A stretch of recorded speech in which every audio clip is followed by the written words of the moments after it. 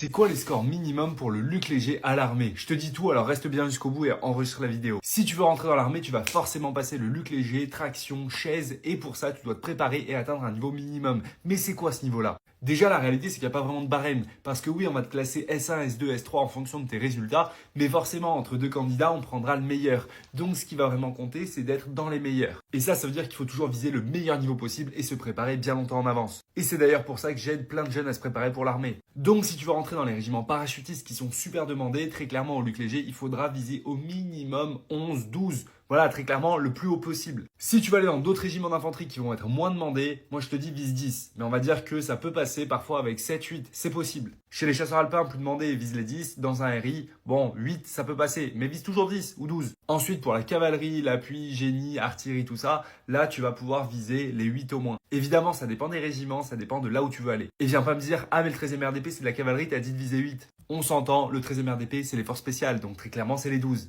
Et ensuite, pour tout ce qui va être soutien, état-major et autres, là, tu peux te contenter d'un Luc Léger 6. Pour tout ce qui va être soutien, matériel, tout ça, là, tu peux viser les 6. Mais évidemment, 6, c'est pas terrible. Alors, vise toujours les 12. Et toi, tu fais combien au Luc Léger?